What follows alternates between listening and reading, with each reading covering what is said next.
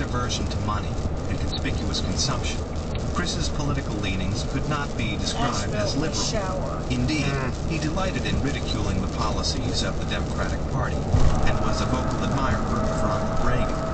At Emory, he went so far as to co-found a college Republican club. Chris's seemingly anomalous political positions were perhaps best summed up by Thoreau's declaration in Civil Disobedience. I heartily accept the motto that government is best which governs least. Beyond that, his views were not easily characterized. An assistant editorial page editor of the Emory Wheel, he authored scores of commentaries.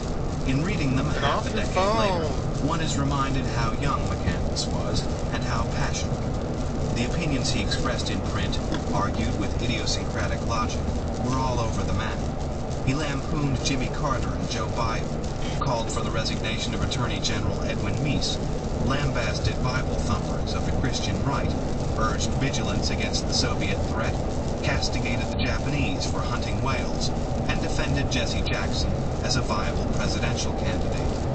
In a typically immoderate declaration, the lead sentence of McCandless' 2 miles is when we switch over 1988 to ask for 40. We have now begun the third month of the year 1988, You're not happy. and already it is shaping up to be one of the most politically corrupt and scandalous years in modern history. Chris Morris, the editor of the paper, remembers McCandless as intense. To his dwindling number of confreres, McCandless appeared to grow more intense with each passing month. As soon as classes ended in the spring of 1989, Chris took his Datsun on another prolonged, extemporaneous road trip. We only got 2 cards from him the whole summer, says Walt. Books just First all one over said, the place. headed for Guatemala. When I read that, I thought, oh my God, he's going down there to fight for the insurrectionists. They're going to line him up in front of a wall and shoot him.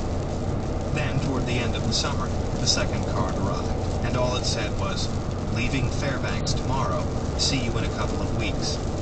It turned out he'd changed his mind and instead of heading south, had driven to Alaska. The grinding, dusty haul of the Alaska Highway was Chris's first visit too far north. It was an abbreviated trip.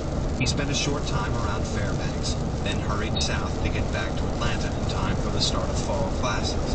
But he had been smitten by the vastness of the land, by the ghostly hue of the glaciers, by the pellucid subarctic sky.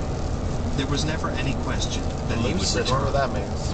During his senior year at Emory, Chris lived off campus in his bare, Spartan room furnished with milk crates and a mattress on the floor. Few of his friends ever saw him outside of classes. A professor gave him a key for after-hours access.